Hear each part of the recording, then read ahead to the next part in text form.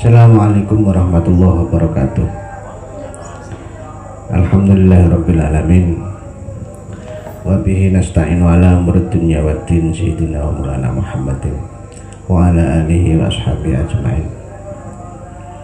Subhanaka la ilma lana illa ma 'allamtana innaka antal alimul hakim. Amma ba'du.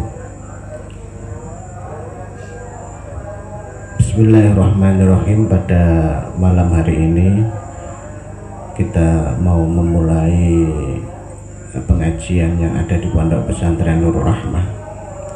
Untuk kegiatan pengajian ini sudah kita tetapkan untuk sore hari, nanti akan dibacakan kitab Lubul Labib sekaligus dengan sistem tanya jawab.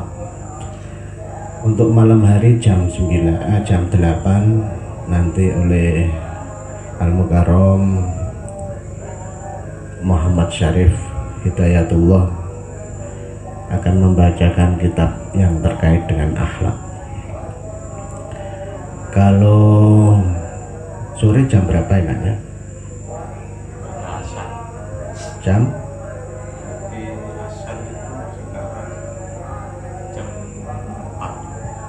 4 ya.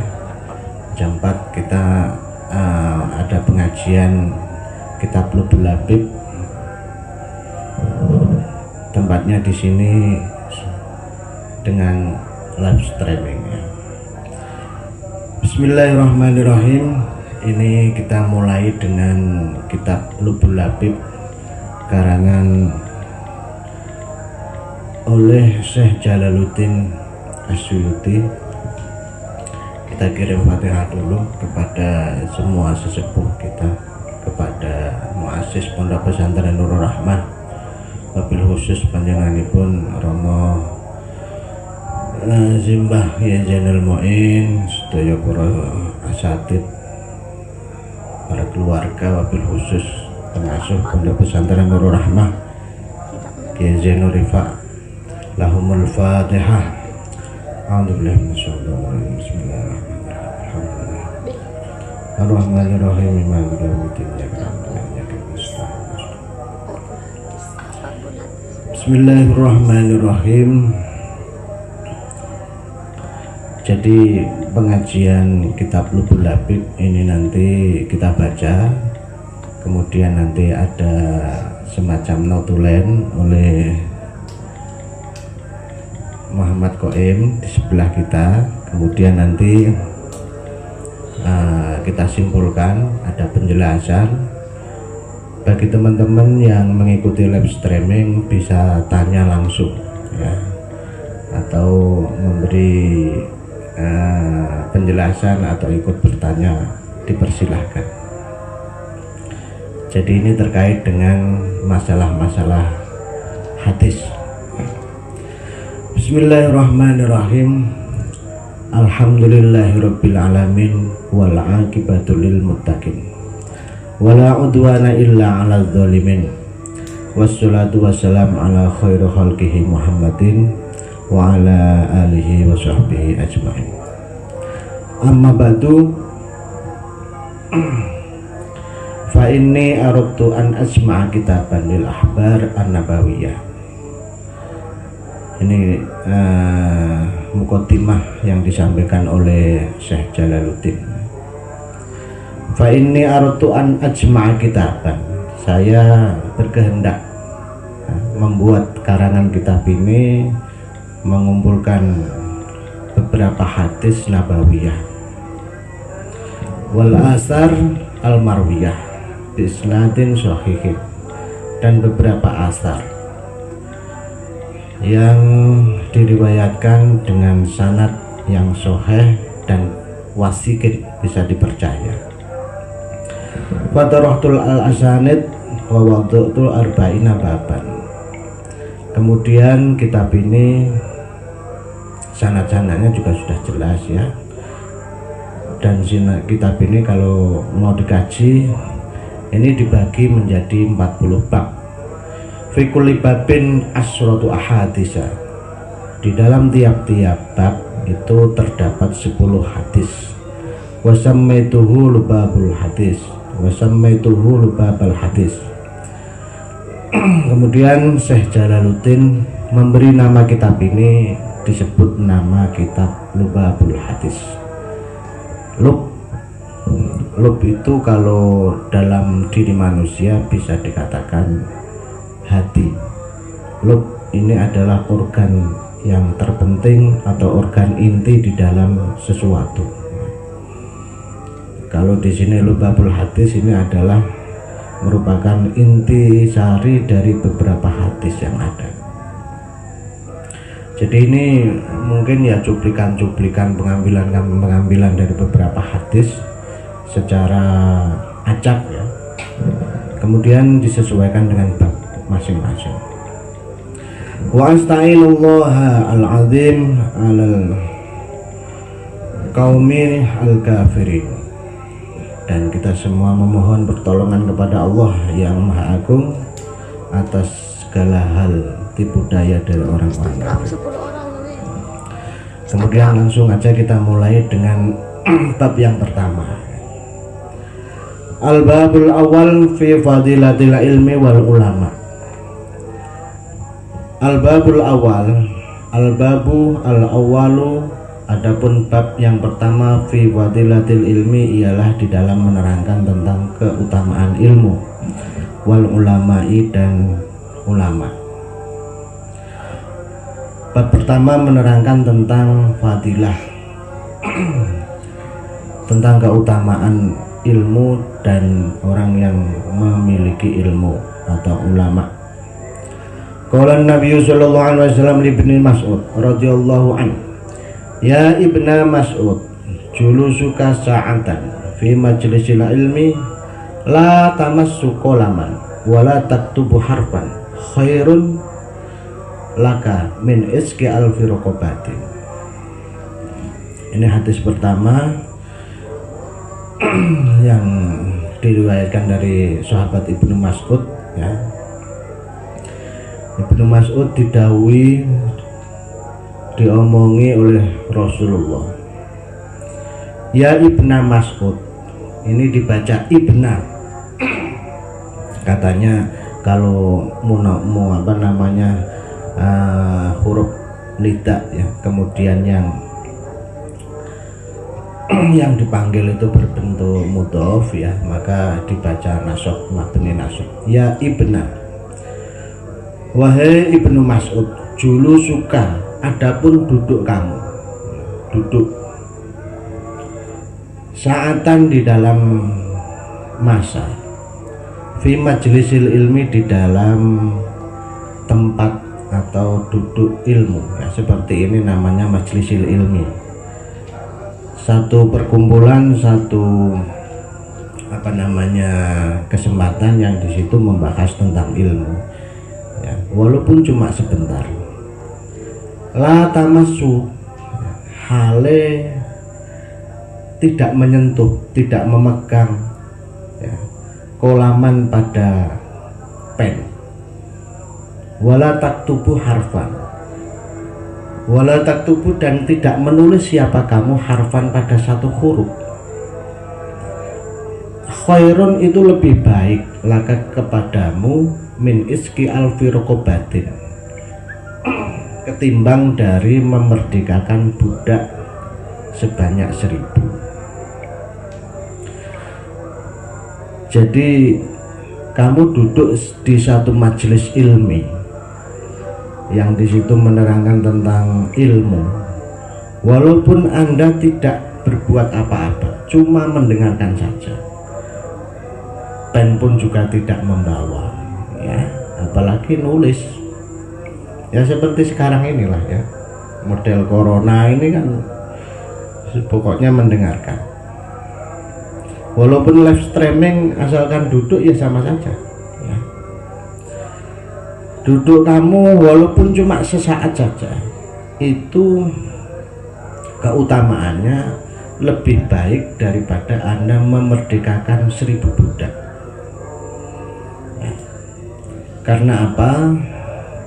Karena ilmu itu akan berkembang, karena ilmu akan membentuk kepribadian seseorang dari yang baik menjadi lebih baik.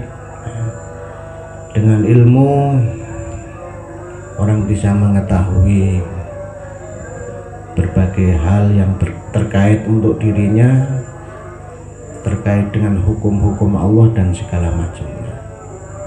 Makanya kalau memerdekakan budak itu sifatnya cuma sekali, tapi kalau ilmu ini dinamis, berkembang, akan dia pegang, akan dia miliki, mulai dia mendapatkan ilmu dijalani sampai ila mautihi, dijalani sampai dia mati. Sehingga dengan dia melakukan apapun dengan dasar ilmu, maka dia akan mendapatkan pahala. Nah, makanya secara logikanya, kenapa mendengarkan atau mendapatkan satu ilmu saja itu keutamaannya melebihi daripada memerdekakan budak 1000. Ini budak 1000 ini sudah tidak bisa kita bayangkan, kalau dirupiahkan mungkin berapa miliar. Jadi memang cukup besar sekali. Wa nadruka ila wajhil alim. Adapun melihat kamu ila wajhil alim, kepada wajahnya orang alim, khairun, itu lebih baik, laka kepada kamu, min alfi farosin, ketimbang dari 1000 kuda, tasaddaqta, yang bersedekah siapa kamu, fi sabilillahi, di dalam jalan-jalan Allah. Ini hadis yang kedua, penjelasan yang kedua. Anda melihat wajahnya orang alim, wajahnya orang alim itu lebih baik ketimbang Anda mempunyai 1000 kuda, yang 1000 kuda ini sudah ahli atau sudah terdidik untuk perang, ya. Kemudian Anda sedekahkan untuk jalan di jalan-jalannya Allah. Betapa mulianya, betapa besarnya cuma melihat saja, ya, wajahnya orang alim. Makanya sekarang ini zamannya disebut zaman sufi, ya, suka selfie, ya. Ketemu orang alim itu bukan bertanya, tetapi orang alim diajak foto. Ini sudah apa namanya, pergeseran.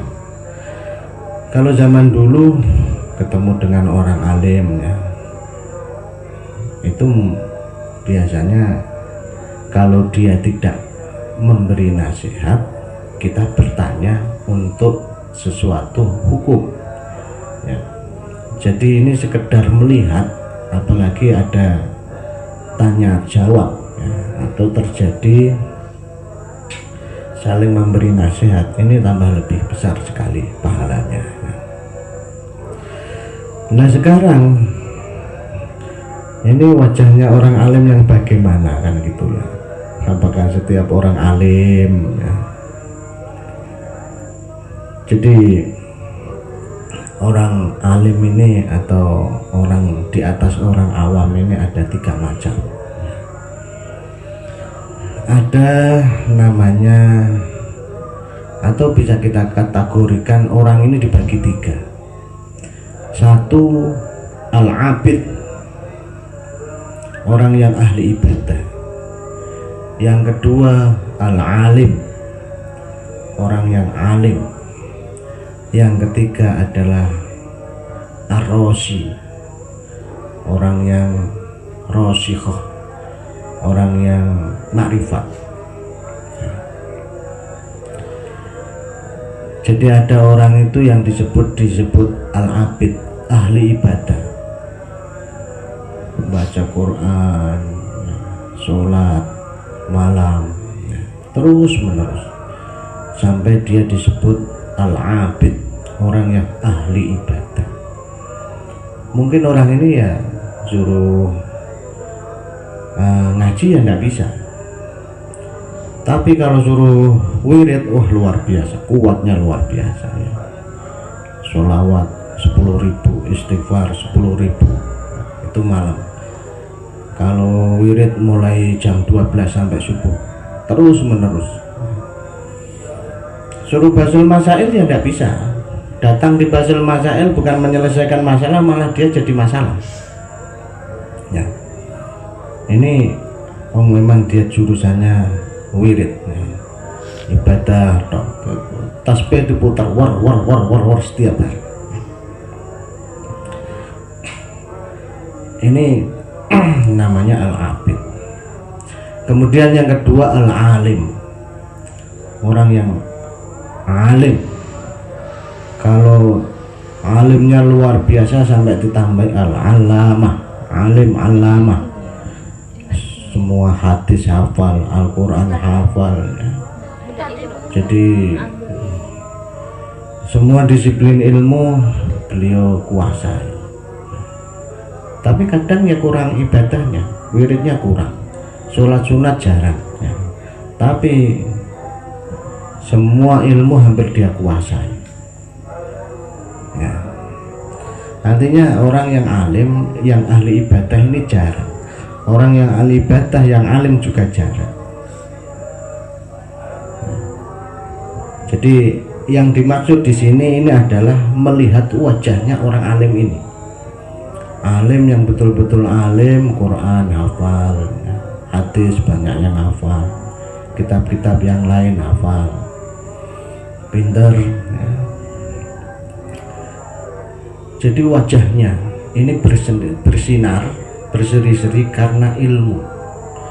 Kalau yang tadi orang yang ahli ibadah sama, wajahnya juga bersinar-sinar karena pancaran dari wiridnya. Yang ketiga adalah orang ar-rasyih, orang yang tumancep,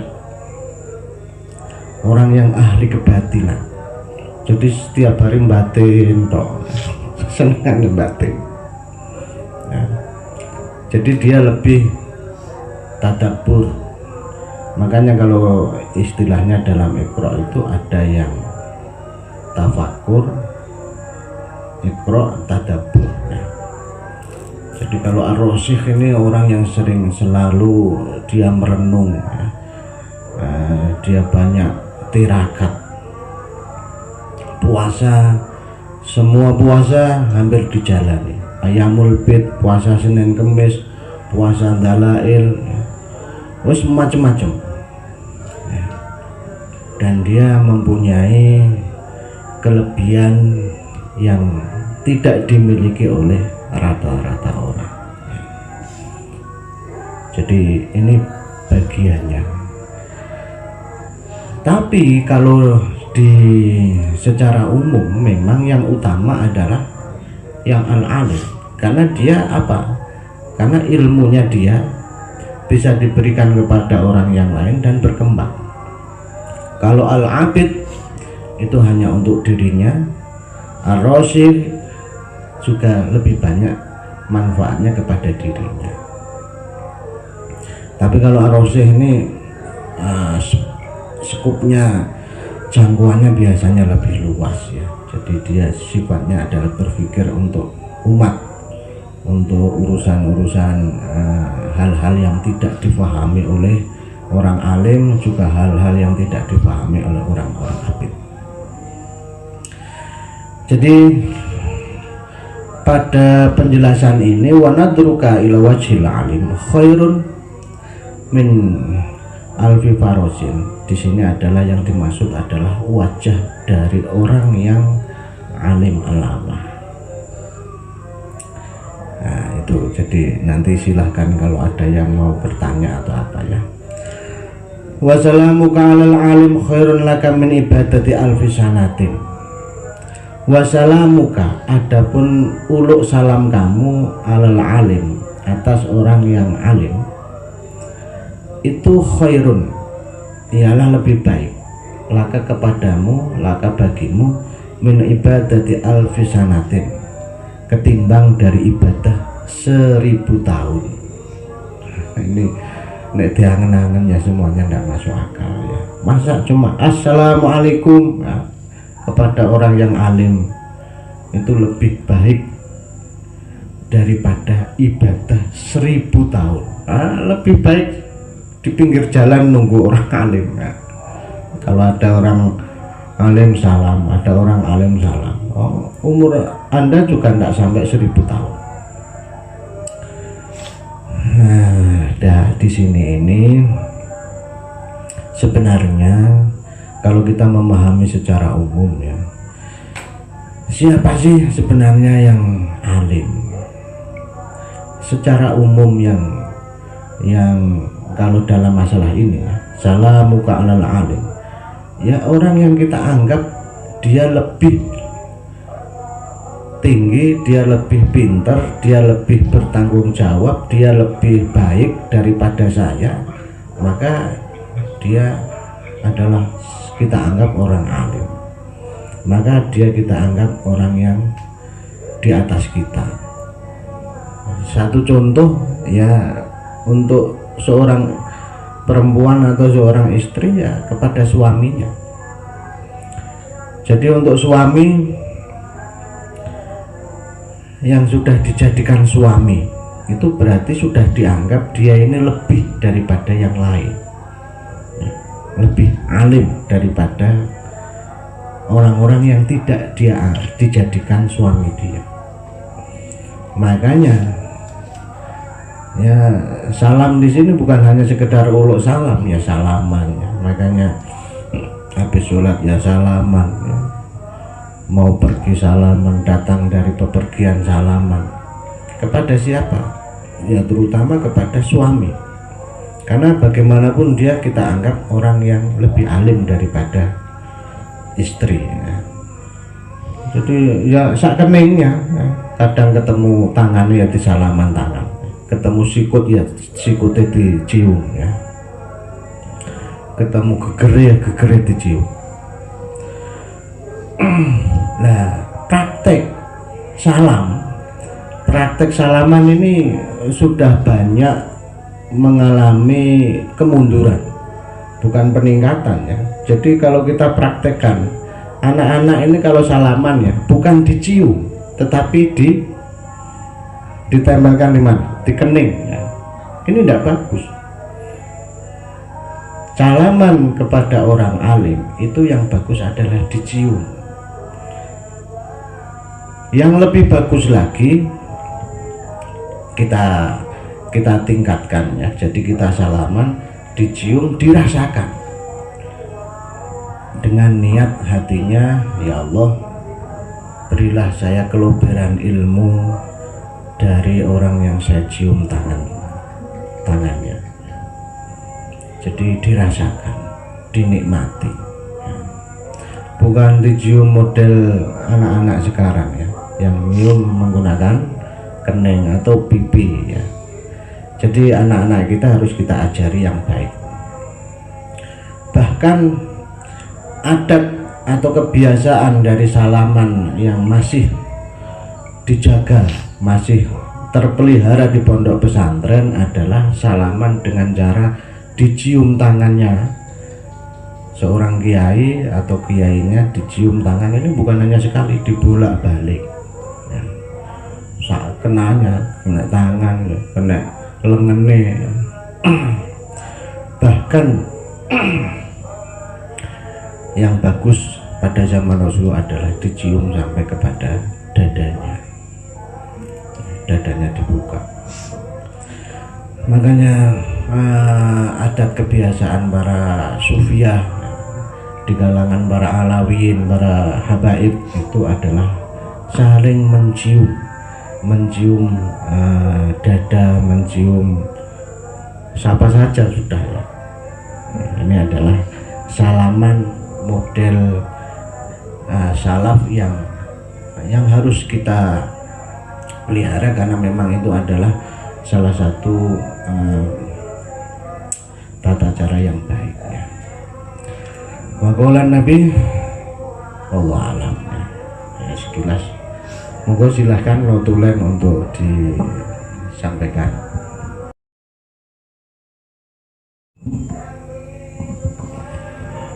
Terima kasih kepada Ustadz Maftuhin yang sudah memulai pengajian kitab pada malam hari ini, yaitu kitab Lubabul Hadis yang sudah disampaikan tadi, yang intinya adalah Lubabul Hadis itu adalah intisari dari beberapa hadis yang dikarang oleh Syekh Jalaluddin As-Suyuti. Ada 3 hal pada malam hari ini yang bisa saya simpulkan. Yang pertama yaitu tadi, orang yang datang ke majelis ilmu walaupun hanya duduk saja mendengar tanpa mencatat dan lain sebagainya, itu sama seperti memerdekakan 1000 budak. Yang kedua yaitu melihat wajahnya orang alim, itu pahalanya besar sekali, sama dengan orang yang mengeluarkan 1000 kuda untuk jalan Allah, yaitu mengeluarkan hartanya ya, yang berupa kuda. Yang terakhir adalah salamnya seseorang kepada orang alim, yang itu lebih baik dari ibadah 1000 tahun. Subhanallah, itu luar biasa sekali berarti ya Ustaz. Terima kasih. Mungkin pengajian malam hari ini sampai di sini dulu. Kita lanjut pada besok malam dengan langsung live streaming di channel Al-Madani Channel, yang uploadannya bisa dilihat juga nanti di channel Yayasan Nur Rahmah. Dari kami pada malam hari ini mohon maaf. Assalamualaikum warahmatullahi wabarakatuh.